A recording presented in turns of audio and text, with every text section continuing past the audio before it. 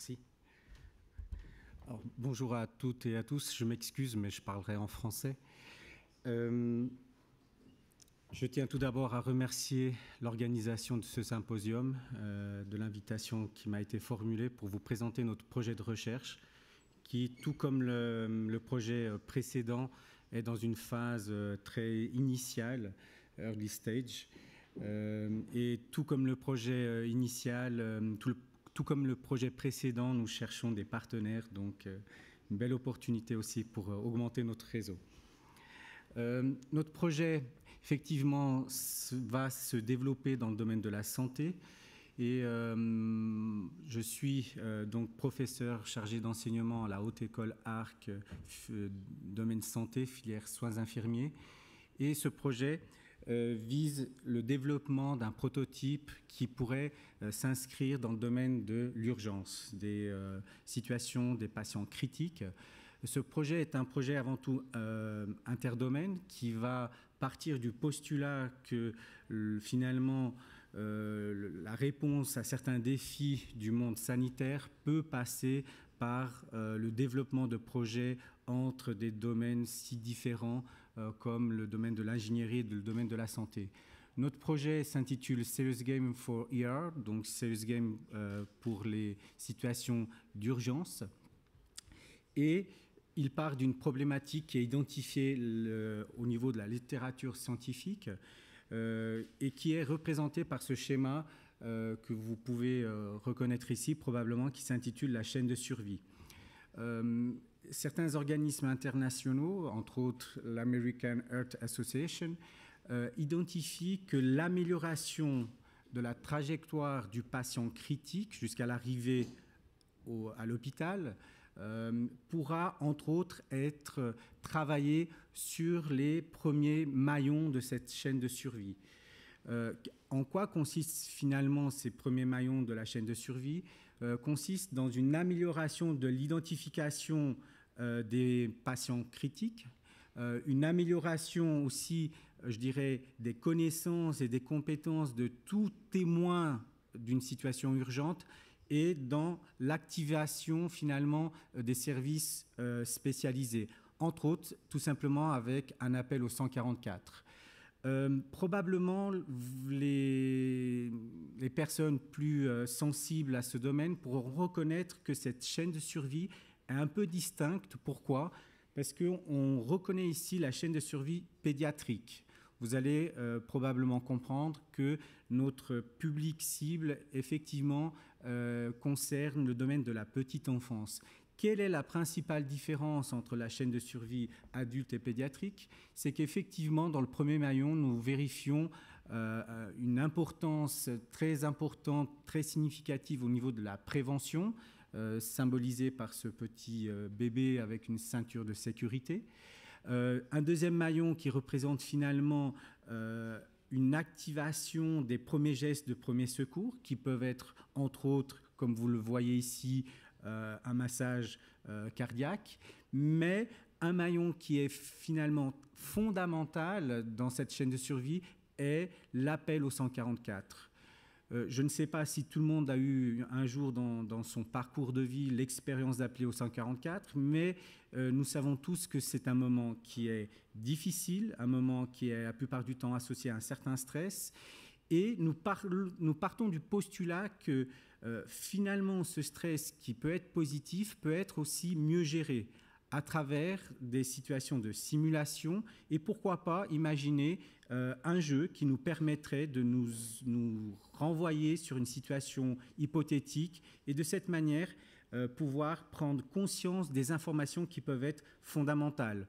Quelles informations pourraient être fondamentales? Tout simplement se rappeler que la plupart de nos bâtiments actuellement ont des codes de sécurité et que quand vous appelez le 144, il serait nécessaire tout simplement de donner cette information au régulateur du 144. À travers, je dirais, cette mise en simulation, nous partons du postulat que l'utilisateur pourra prendre conscience de certaines étapes fondamentales durant cette trajectoire de la prise en charge des patients critiques.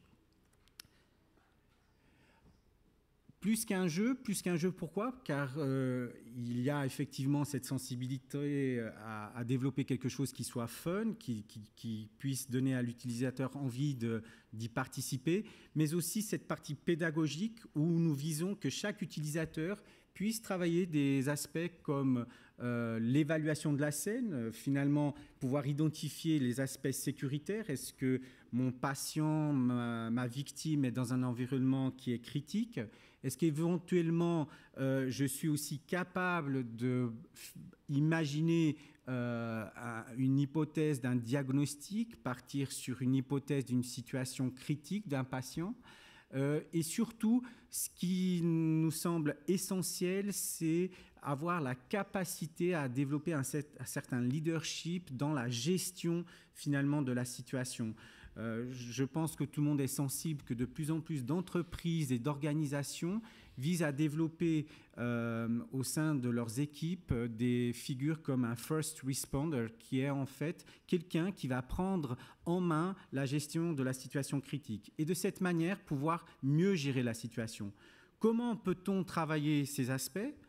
Avec effectivement, je dirais, une formation classique comme on la connaît tous, mais aussi, pourquoi pas, imaginer des outils complémentaires qui nous permettent de nous mettre en immersion et pourquoi pas un jour à un serious game. Et ce fut ainsi que nous avons imaginé le développement d'un serious game dans le domaine de la petite enfance. Domaine de la petite enfance, pourquoi ? Par ma sensibilité en tant que soignant, par mon parcours professionnel, mais aussi par le fait qu'on a voulu s'inscrire dans un programme cantonal et il existe sur le canton de Vaud un programme cantonal qui est le programme de promotion et de prévention d'accidents dans le domaine de la petite enfance et qui vise à développer des mécanismes qui permettent finalement d'accompagner chaque collaborateur dans son processus formatif continu au sein de ces institutions.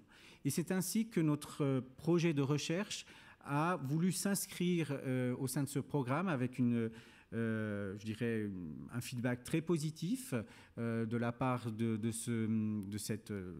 cette organisation et qui nous a finalement donné un feu vert pour pouvoir inviter différentes structures au sein du réseau du domaine de la petite enfance du canton de Vaud. Et c'est ainsi qu'on a invité, je dirais, une vingtaine d'institutions qui a, avec nous, réfléchi à qu'est-ce qui pourrait être, je dirais, le fruit finalement de ce serious game.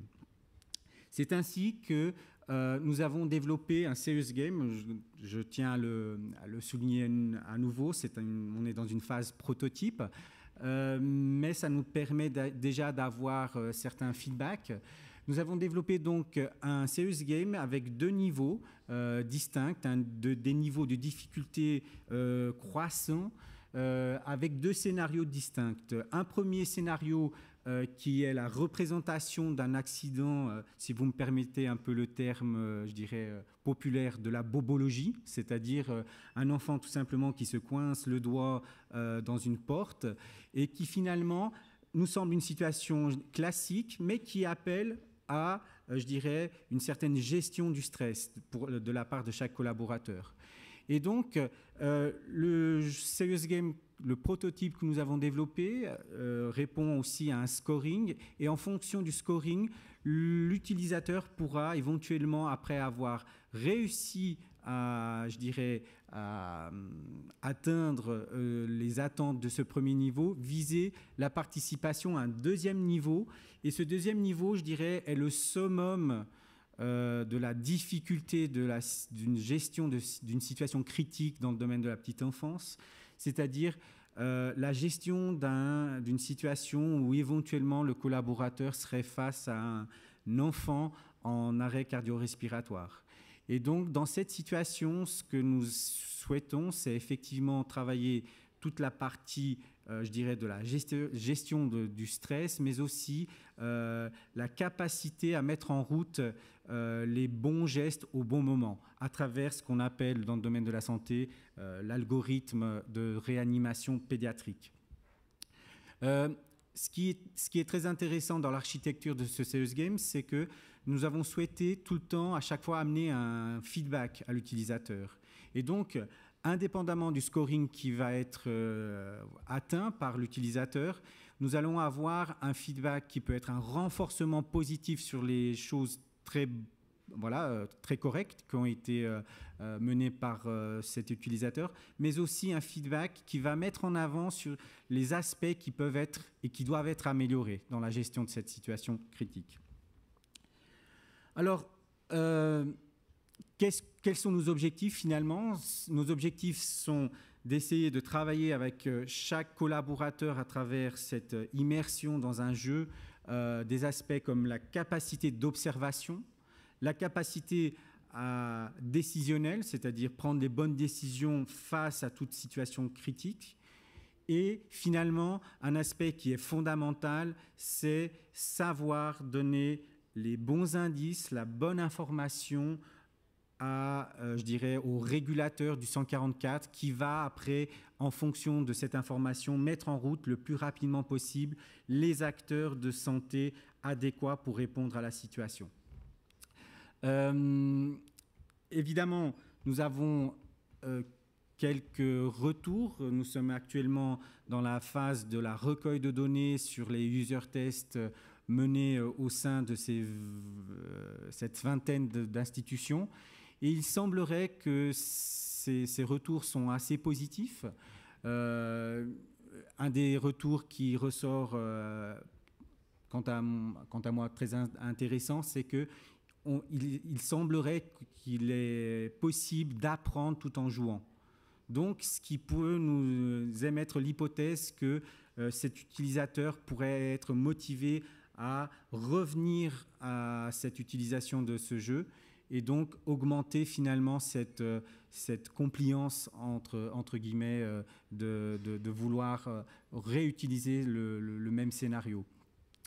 Et finaliser probablement aussi la présentation de ce projet de recherche sur le fait que il est pour nous tout à fait maintenant évident, en accord aussi avec la littérature scientifique, que l'introduction finalement de ces nouvelles technologies sont actuellement une piste à mener, une piste à renforcer pour la bonne réponse aux réflexions menées par rapport aux différents, je dirais, défis actuels de notre système sanitaire local, régional, mais aussi international. Et finalement, qu'est-ce qui peut être plus sérieux que sauver une vie? C'est un peu le questionnement qui peut être posé. Et je vous présente juste un peu le Team Project et avec notre acteur que vous reconnaissez principal, cet enfant qui a voulu être plus ou moins volontaire dans le scénario.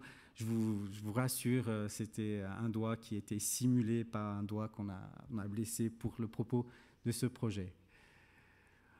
Voilà, je ne sais pas si j'ai respecté les temps impourvus. Je suis disponible pour toute question.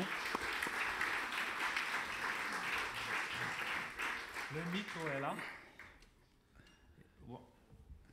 One of the most important things for game designers and people working in the game area is always to say there are serious games, and in serious games everybody says it's a good thing to play. Therefore, your last point was exactly this. Oui. Et je pense aussi qu'un point qui est fondamental et c'est peut-être notre sensibilité soignante, c'est que finalement, à travers un jeu, la conclusion est tout le temps, en principe, on a réussi à améliorer l'état du patient. Ça, c'est une sensation qui est fondamentale pour garantir que l'impact de cette utilisation du jeu ne soit pas négatif chez l'utilisateur. Donc, c'est aussi des aspects qui sont intéressants et qui méritent probablement aussi un peu plus de recherche.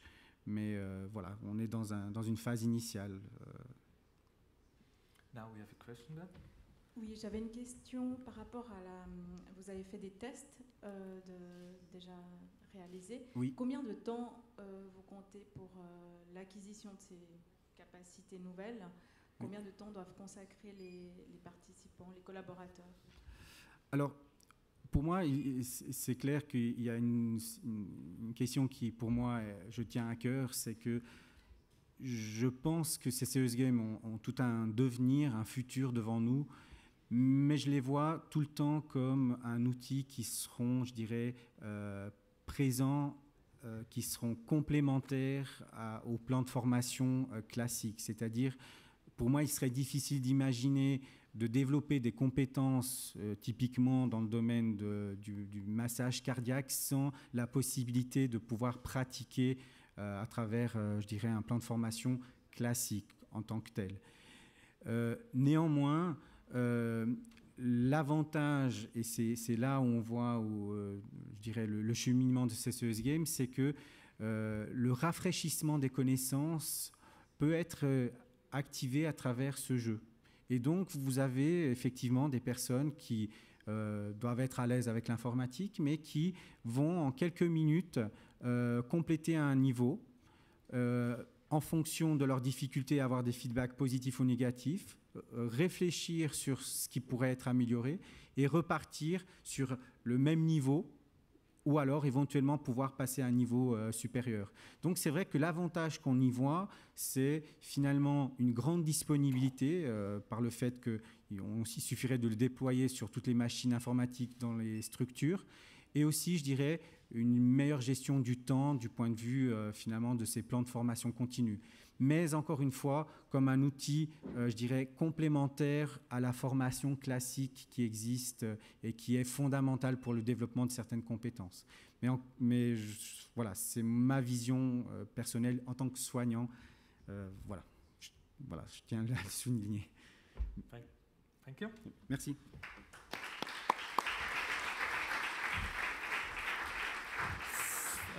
Now I can introduce Vera Bustamante. C'était vrai? Presque. Oh, excusez. Ils sont vraiment compliqués, ces noms français. Vera will talk about... Pas très français? Non, espagnol. Ah, c'est plus compliqué que les... Encore. Okay.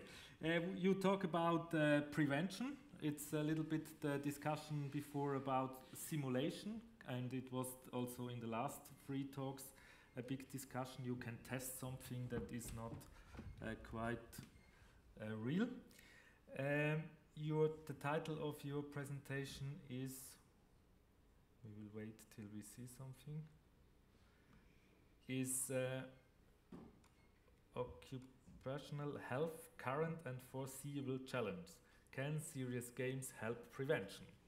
Yes. It's your stage. Thank you very much. Je vais aussi parler en français et pas en espagnol. Pas compliqué non plus. Vous m'entendez là?